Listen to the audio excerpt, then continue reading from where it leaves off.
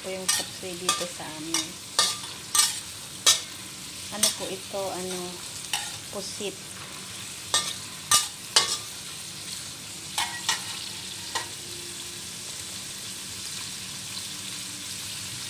Chopsuey na broccoli lang po ang gulay with carrots and chili.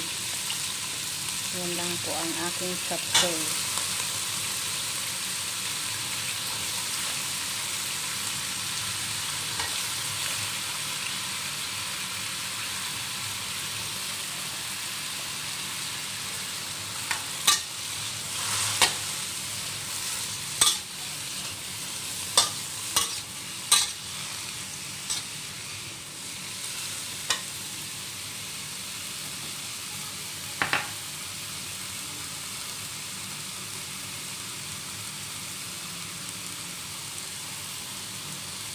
Asin.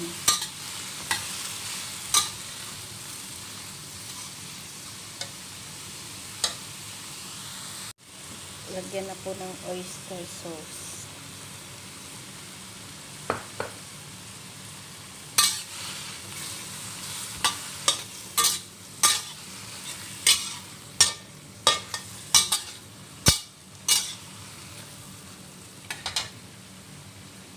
At ito naman yung corn flour na tubig. Yan, yung pang sabaw natin.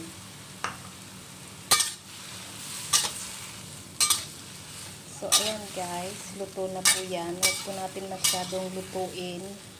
Malata yung gulay, hindi po masarap. Dapat po yung crunchy siya. Ganito po ang aking chopsuey dito. Ito na po guys. Luto na yung aking broccoli chopsuey at yung aking ampalaya with egg. So, ayan po, mamaya yung yung lamb. Hindi ko pa naluluto guys.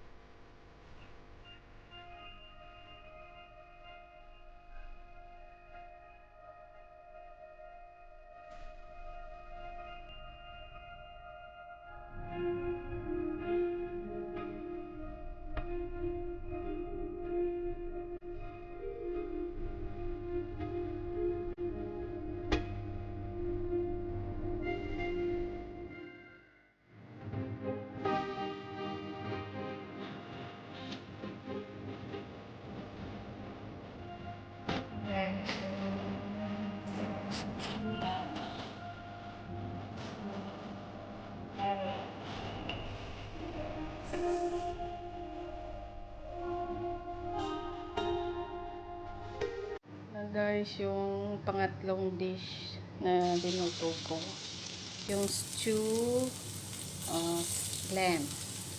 So, igigisa ko na po yung bawang sibuyas habang pinapalambot ko po sa pressure cooker yung lamb. So, ito po, igigisa ko muna siya para paglambot niya po, igigisa ko na lang yung aking lamb stew. Guys, alam niyo kasi guys, sa bawat oras ng pagkain dito, 3 putahe niluluto ko, kaya matagal po ako sa kusina.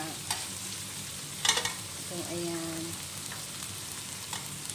So, since naluto ka na yung yung tortang ampalaya at saka yung chopsuey broccoli, ito naman yung sunod ko. Kailangan natin ipa-brown muna yung mag-golden brown yung sibuyas at bawang.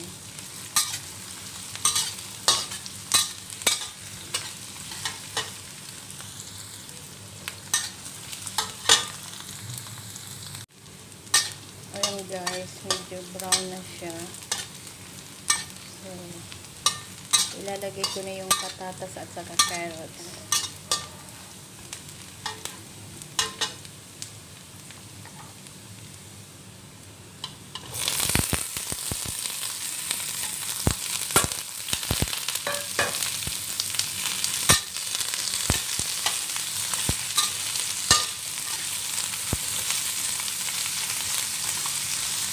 Yan, palalambutin ko naman to dito guys habang nag-aantay ng lamb nandun sa sa pressure cooker. Na guys, yung aking stew lamb. Ayan. So ito po, sobrang laki at ang lambot niya na guys. Pressure cooker ko siya ng 45 minutes para malambot na malambot. So ayan na po siya. Yan. Yummy. Hindi po ako kumakain ng lamb guys. Si Bossing lang paborito nila ito. Ako po hindi kumakain ng lamb. Beef lang po kinakain ko guys. So ayan po, tapos na po ako. Sana magustuhan nyo ang aking recipe ngayong araw. Maraming salamat. Thanks for watching guys. See you next video.